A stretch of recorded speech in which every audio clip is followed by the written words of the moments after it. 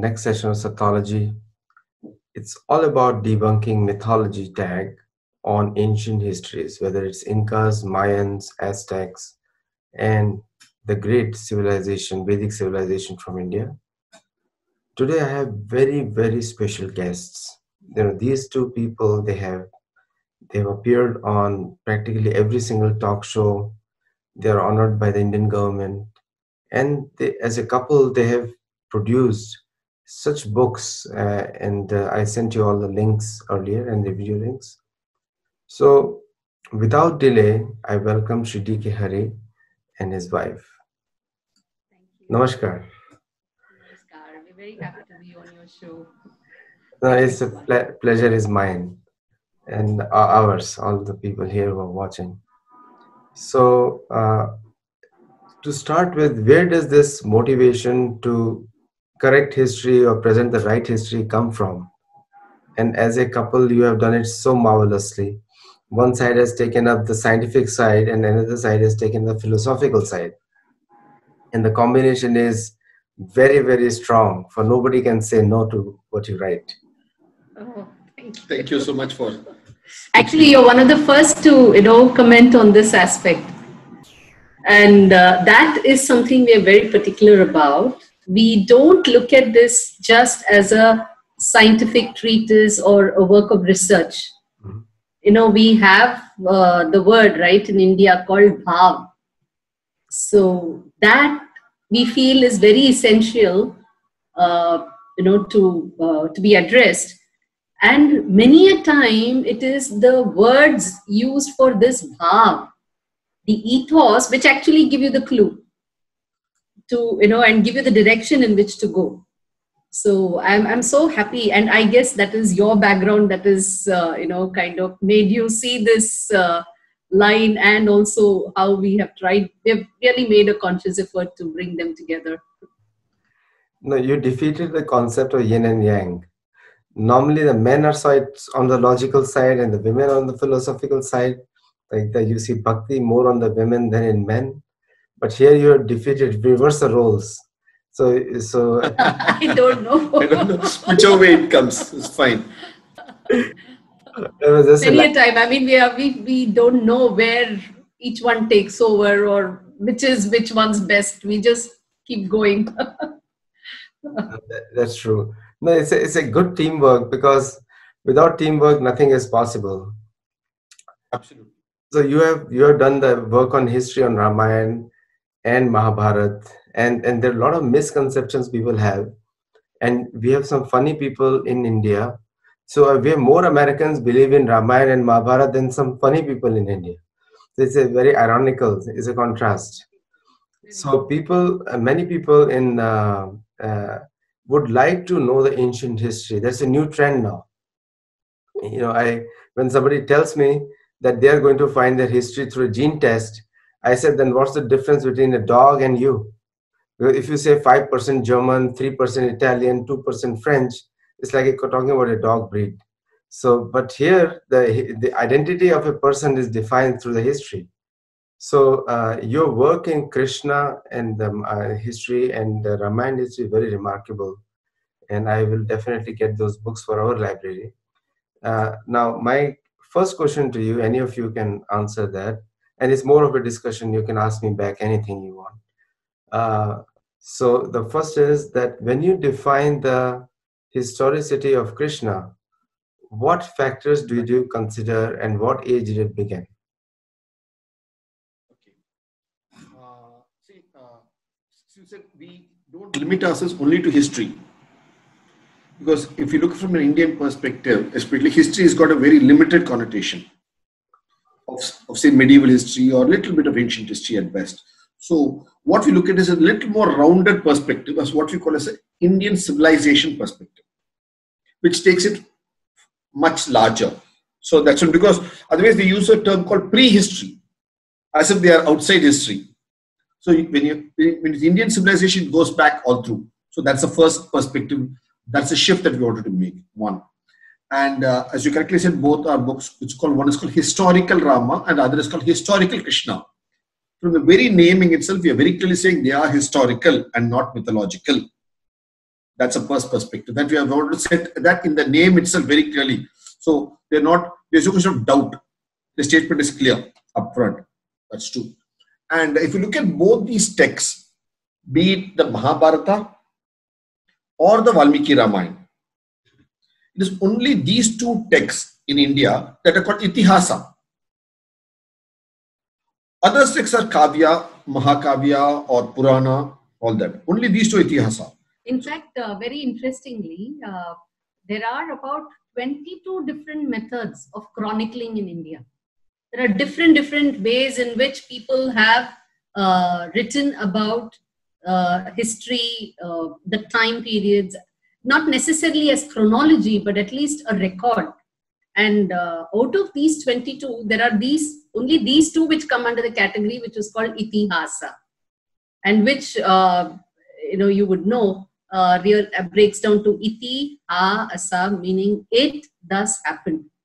So when the author himself is saying it thus happened, how can we ever even question and say that, oh, could it be his imagination? Was he imagining some story in that time period and all kinds of other things? He's stating very clearly it does happen, and you are respecting his work. Then you respect his words. In this, we need to understand one small perspective. See, if I write today a Ramayana or a Mahabharata, it cannot be Itihasa. It just can at best be a good text or a fine text. That's all it can be. It's a nice story. Whereas only Valmiki's Ramayana and only Krishna Dvaipayana, whom we reverentially call as Vedavyasa, only his version of Mahabharata is Itihasa. Kalidasa may have written a wonderful Raghuvamsa, but that's a Mahakavya. That's not Itihasa. Similarly, Goswami Tulsidas has written Tulsi Ramayana. That's again a Mahakavya. That's not Itihasa. In South, for people more than Valmiki Ramayana, it is Kamba Ramayana. Kamba Ramayana, which is the Tamil version of Ramayana. It's also only a Mahakavya. Why is this? Why is only the text written by Valmiki, and in the case of Ramayana, and in the case of Mahabharata, the one written by Vedavyasa, whose original name is Krishna Dvaipayana, Krishna the island born. Correct. Because Vedavyasa is a title. It's an honorific for the work he did of compiling the Veda. Vyasa means compiler. So for that purpose. So look at it. In the case of Valmiki, let's take first because that comes before. This person Valmiki was a character in the Ramayana events itself. And he lived and he trained the twin sons of Rama, Lava and Kucha, and he was a caretaker of Sita in his ashram. So he was very much aware of what the events happened and he wrote it down for posterity. And that's how it came to be. And interestingly, if you look at why Valmiki wrote the Ramayana, it's very interesting. First he was Ratnakar, a highway robber. Then he turned good and became Valmiki. After that, he asks a question of sage Narada. Who is the noblest person, dead or alive? To which Narada responds to him and says, why talk about the dead? Here's a person living now in our times who is supposed to be very noble, a noble person, and his name is Rama. So, Valmiki writes Ramayana not just to chronicle the story of Rama, but more importantly, to bring out the 16 qualities of Rama. Showed us the qualities of Rama, that's what he does. So he brings out, so the story is written at different places to show, highlight the 16 characters that a man should aspire to live. So the story is a canvas actually, to bring out these characteristics that humans can aspire to be. So that's how it comes out. And where is the first recitation of Valmiki Ramayana, and who does it? Lava and Kucha. And they are trained by Valmiki with the story in the presence of Sita. So she has already corroborated the story. So she is the central character of the whole story, so she is corroborated there. And later Lava and Kucha, they go to the court of Rama and sing Ramayana. That's right. So Rama is the first person to hear it. Lord Ramachandra, the king, was the first person to hear it, being fully recited, and he accepts it. So that's the first hand acceptance of the chronology and of the whole events. And when Valmiki introduces himself, what does he say? It's beautiful. He introduces himself as the 10th son of Prachetas. And what does he say? And he says, in my life, I have never said a lie. I've never said an untruth. He says, not lie. He says, I've never said an untruth. And look at who is saying this. I've never said an untruth. A highway robber. So he may be a highway robber by profession, by vocation, but he's never said an untruth in his life. Even as a robber. Even as a robber, he's had a sense of honesty. So that is the level, the moral high ground that's there. So that places it as itihasa there. That's one perspective. Let's come to Mahabharata. What Krishna Dvaipayana wrote and dictated and was penned down as a scribe by Lord Ganesha was a text called Jaya. And Jaya is made up of 8,800 verses, which later went on to become Vijaya, 24,000 verses, and then Mahabharata, 1 lakh plus verses. So you got the Janame Jaya and Vaishampaya, all of them, adding all the other bits around it to make it wholesome. But if you look at this Jaya itself, the name Jaya, one, it means victory, Jayam, victory. But it also means there's an alphanumeric way of counting in the Indian thought. That's how counting was happening. And that system was called Katapayadi system. Katapayadi system. Because each akshara, alphabet, had a alphanumeric component. When you say Ja, Ya, there's a value to it. So when you say Ja, and Ya had 8. Ja had 8, Ya had 8. So 8. So it becomes 8,800. The very word Jaya means 8,800. Coming together. So it's a two-way use. One, it's a victory, story of victory. And two, it means 8,800 verses. That's why we have to call out the core section. That's one part of it. Let's come to the other part of it here. Namely, who is this Krishna Dvaipayana? Why should he write the Jaya story, which later we now get it as Mahabharata? And why should he call it Itihasa? Why? Who is he? Did he live then? 200 years later, 200 years earlier, 500 years later? Geographically, where did he live? That's a question. Look at it. So interesting. It is this Krishna Dvaipayana who is the biological father of both Dhritarashtra, Pandu, and also Vidura. He's a biological father. And whom is he seeing fighting? The Pandava and Kaurava. Who are they? His own grandchildren. So he is seeing his own grandchildren slugging it out against each other in the battlefield. That's when he decides to pen the whole story down in a format. So it's what you call in Hindi as Ankon Dekha Hal. First-hand perspective. You see it yourself and writing about it. It's a live commentary of a person, of the grandsire. He's the grandfather in the whole figure. He is documenting the whole thing down. So it is an absolute first-hand report as far as Jaya is concerned. So that's why both Valmiki Ramayana is Itihasa and Jaya written by Krishna Dvaipayana is also Itihasa. And this civilization is so unique. I don't think any civilization can claim to have such a record, a real live record of such major events of things that have happened so way back in the past. I think we are very unique and fortunate in that. And one other thing is, the beauty is they have mentioned the names of different nakshatra of events when happened, what was the sky configuration. So that was the real calendar. What you see the calendar on the wall today or in your cell phone is all very transitory calendar. Whereas the real calendar is in the sky as to how the sun, moon and the planets move in the background of the star constellations. So that is what they use. So that calendar is valid even today. It's just that we today don't look up at the sky and see it as a calendar. We just see it as a sky. So the calendar is there to see. And that's what they have mapped it against. It's timeless. See, the Western propaganda against the ancient history is so strong. And unfortunate to say, it's driven from the US, not from any other country. All other Western countries are just following the US. They're not. Europe did have some independent thought before the World War, but after World War, Europe is practically dependent on the US. They try to compete here and there in the planes, but nothing much. Funding is in the US, and Europe's the social conservatism and all these philosophies have destroyed Europe. Social liberalism, political correctness.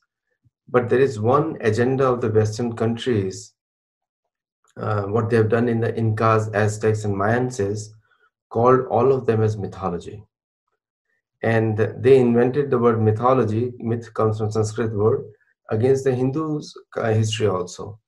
And that's why I coined an antonym of that called Sathology. So I said, hats off to you. Hats off to you for that. Really. And I think in this dialogue, you mentioned the word Aztec, Inca, Mayan a couple of times. We have written a book called 2012, The Real Story. We wrote this about 7-8 years back. You must have seen the book. There we clearly trace that these three names, Aztec, Inca, and Mayans, are actually Spanish way of saying it. But the original terms are Indic. And there was a very great connect between India and these civilizations. that's right. Albeit through the east, not through the west. So they traveled. And lot of signs, and there are people from the west earlier, Americans themselves, American scholars and researchers who have written largely about this. And at ground level, if you see, there is just too much of connect. You can see that in the astronomy, in the kind of belief systems and culture and so on. You do find it's very sad that we don't have a lot of it left to mix and match and find the points of connect. We have brought out about 40-50 points that can be mixed and matched in this book 2012, The Real Story, which you can put up for your viewers to see. And if you look at it, actually there was a American ambassador to Mexico in the 1930s. His name was Miles Poindexter. And when he was in Mexico, he went around these archaeological sites. Probably he was a historian, so he went around these archaeological sites and he found an amazing connect, which he saw during his tenure as United States of America's ambassador to Mexico, of the ancient India to the native Mexican connect. So he wrote a 2-volume book and he called it Arya Incas, written in 1931-32. That became a document where he's listed, because it's written about probably close to 90 years ago. And that's now become a solid document where he's connected everything. And he says that Indians from the east coast of India came by large ships to Southeast Asia, and from there on to the Tahiti and the Micronesia, Polynesia Islands, and from there on to the west coast of Mexico, which was in the Indic term, it was called Mexica. And the people who could build such large ships and build such large buildings in Mexico were the Mayans. And the Mayans are actually, because they, and if you look back in the Indian Puranic legends and Itihasa, the father of Ravana, father-in-law of Ravana, that is Mandodari's father, is Mayasura. And he builds the grand golden city of Lanka for his son-in-law and daughter. Okay, it was a great mathematician. There's something called Maya Matam. And the people who built the Nalasetu, what we call as Ramasetu, is also by another Mayan. So the Mayans were great builders. So it was the Mayans who went by ships, because they could build large ships, ocean-going ships then, and they sailed and settled down in Mexica. So their civilization was called Mayans. And who is this Aztecs? It comes from the Sanskrit Indic word Astika, like Nastik, Astik. Nastik means non-believer. Astik is one who believes in Asta divinities. Okay, so Astika became a believer, became Aztecs in the Spanish language. And the Inca, if you look at it, I-N-C-A, it means in the Indian language, Anga. A-N-G-A, Anga. Anga means an extension arm. an extension of. So the Meshika civilization was an extension arm of the Indic civilization and the Southeast Asian Suvarnabhumi civilization. What you call today Indonesia was then known as Suvarnabhumi, the golden lands. Bhumi land, Suvarna golden. Because they are all so fertile, tropical forests, tropical lands, fertile vegetation in food and all that. So they are called Suvarnabhumi. So how do they travel? They traveled over the Pacific Ocean, what we call today Pacific Ocean. What is the name that was used in the Indian text for it? Shanti Sagar. Shanti means what? Peace. Peace becomes pacify, Pacific. So they went from the Mahasagar, that is Indian Ocean, is called Mahasagar, to Suvarnabhumi and to all the Tahiti Islands, and there on to Sing. Again, if you look at the word Tahiti Islands, what does the word Tahiti mean? It's a French word. The original word in the Tahiti Islands for Tahiti was Otaiti. Otaiti. As she correctly said, the word Otaiti again is a minor variation of Atiti. Atiti means guest. So it was the guest houses for the ships traversing between the Indian mainland and the Mexican mainland. So used to have, there were the watering holes. So all the Tahiti Islands, so that was what it was called. So it was called Otahiti, meaning, what does the word Atiti itself mean? Titi means a day. For example, you know tomorrow is 30th. So you know it's a Titi. So we know tomorrow morning, 30th is born. When the sunrise is going to be 30th tomorrow morning. What is Atiti? You do not know what's going to happen. Unpredictable. Unpredictable. So you don't know what's going to happen tomorrow. Unannounced. Unannounced. So Atiti Devo Bhava, when you say, it means a guest who comes unannounced. Not an announced guest is not Atiti. If somebody says, I'm going to host tomorrow morning, he's not an Atiti. Atiti is somebody who comes without informing you, suddenly lands up at your place, then he is Atiti Devo Bhava. So all these islands were Atiti. So ships used to suddenly come, they used to feed them, give them water, fruits, everything. So we had thousands of islands called Atiti. So that's why you call in all the guest houses in ancient days were called Atiti Graha. That's right. That's how it came. So in the West, Atiti may be short. So Atiti never come as Atiti. I know. And so it's a very wonderful. I mean, first of all, that I must tell you that your versions in the way you have written your books seem to be more connected to a parampara. Yes. I come from a Brahma Sampradaya, so I understand where you're coming from, because that's how Brahma also treats it. Brahma is the one who authorized Mahabharata to be written. Brahma authorized Ramayana to be written. It's the same person who authorized both the books, and in fact, he's the one who tells Vyasdev to worship Ganesh so that he can become a scribe, and Valmiki also, and so very good points, and I think it sets the mood of the one thing that I can tell you in the Western academics is we have to. They have imposed the term mythology on us, and we have to reject it. We don't have to prove ourselves to them. No longer. We don't have to gain acceptance through them or through the university system, because yesterday I was talking to someone about Harvard. You know, this guy called Francis Clooney leads the Hindu studies, whereas he is the Christian chaplain. He's himself a pastor. And he wrote a book on Ramanujacharya, where he's so they are trying their hard to justify Christianity. Very hard. And Vatican also, if you go Vatican, the whole Vatican looks like a museum. There's no spirituality there. It looks like a museum of stolen things from everywhere else. That's Vatican. So they are all trying to justify themselves, prove their identity. And therefore they accuse us of being mythology, as a mythology, that nothing is true. And they are the ones who are creating the Stone Age, the Gold Age, the Silver Age, which I don't believe in anything. All these ages are junk material. You know, I can also create a Bronze Age for them. I can do anything for them. Donkey Age, Cat Age, Dog Age, whatever they want to call.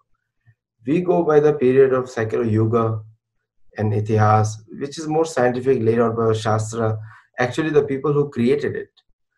So instead of my point in Sathology has always been that I will go by what Vyasa and when Valmiki says, it is your duty to prove it or disprove it. If you're not able to disprove it, that means you have to accept it. But we have to stand on our ground. Unfortunately, education systems all over the world are affected by the dollars which flow from the US to India. And so Indian University is trying to gain acceptance in the Western world. When they accept those dollars, they have to accept the terms also.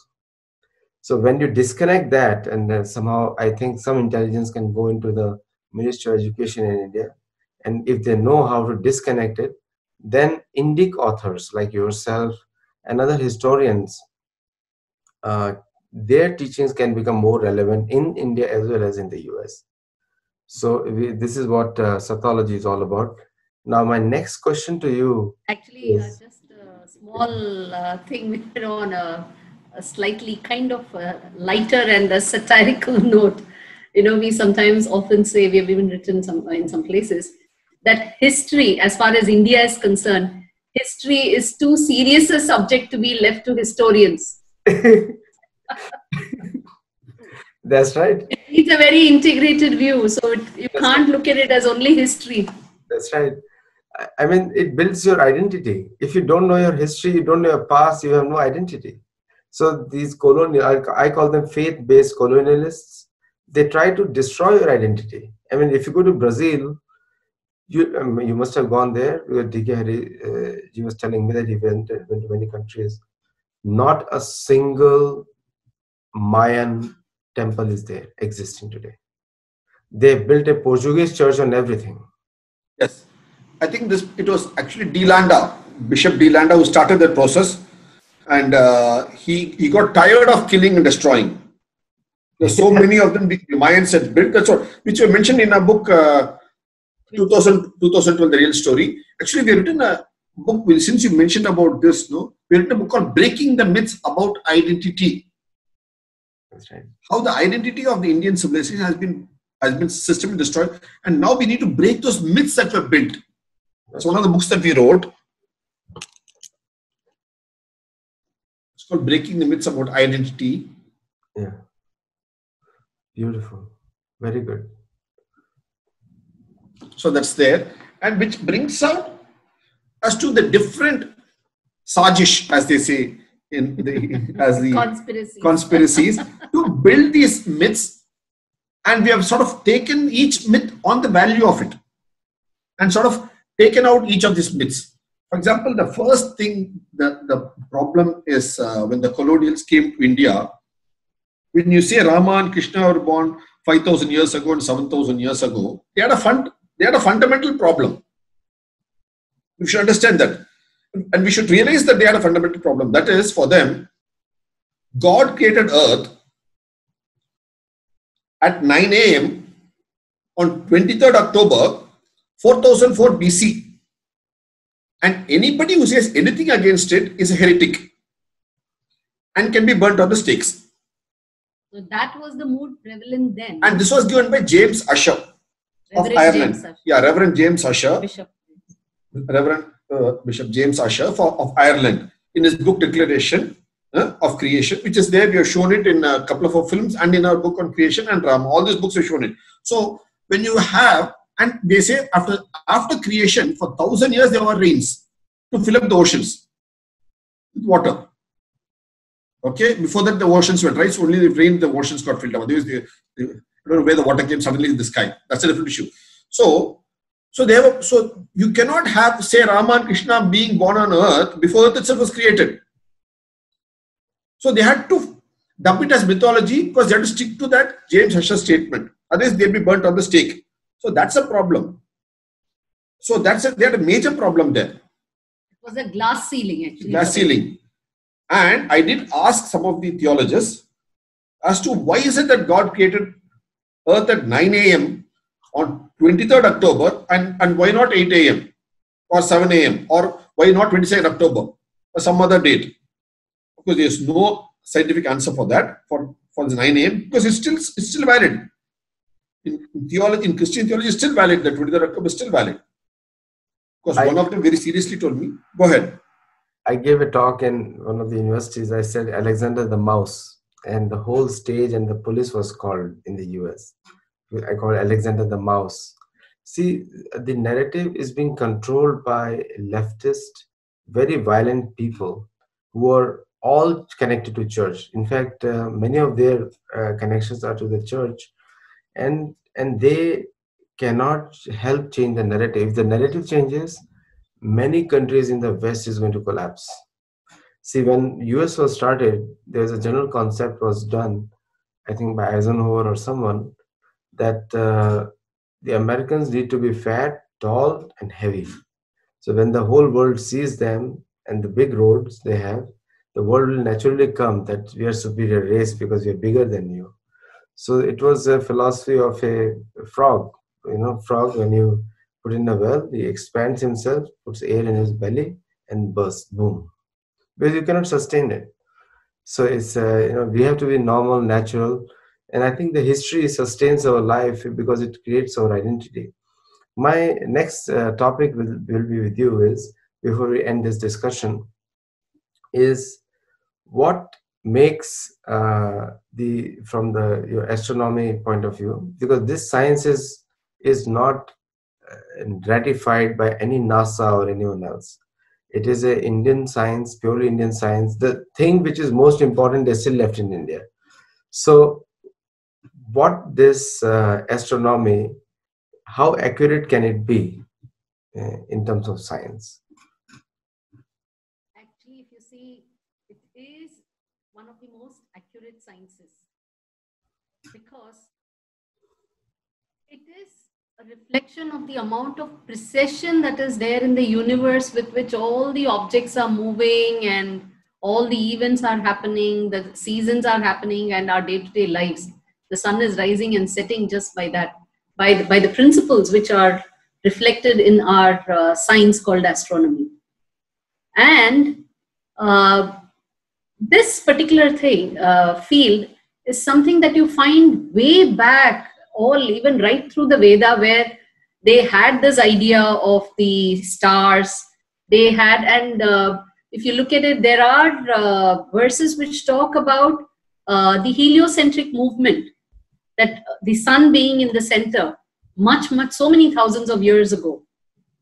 And the other beauty is that we had taken the effort to keep time based on these objects, and which is why we had put in a lot of effort to arrive at calculations. Today, one very sad thing that has happened is the word Jyotisha has been just brushed aside as only astrology and predictive astrology, and nobody therefore treats it as a science at all. But fundamentally, it means the science of light, bodies of light. Jyotish. Light. And here there were three aspects to it. One was the observational astronomy, then which was called Siddhanta Jyotisha. Then there was the maths that went into understanding those motions and being able to put them down and then calculate how things are moving in the sky. So that was the Ganita Jyotisha. And then you had Phalita Jyotisha, which is astrology. The fruit. Fruit. And very incidentally, that is where the beauty of how things in India are integrated. So this Phalita Jyotisha is not just dependent on the effects of these bodies on any being on the earth, especially humans. It is also connected with a lot of things like the karma theory and so on. So the word Phalita Jyotisha is very deeply intertwined with so many other aspects again. But all of these three were various sides of Jyotisha, and we had a good handle to not only see and understand all of this, but to compartmentalize, focus on each of them and appropriately use all of them. So our texts actually have a lot of these details saying as to when this event happened, this was the kind of star configuration. And when such an event happened, this was the kind of star configuration. And in between you have narratives which say that between the two events, so many days had passed, elapsed days had passed. So today, now that we have advanced in modern science sufficiently enough to be able to have tools to quickly calculate all of these and predict motions forward, or go backwards and say that when such an event could have happened.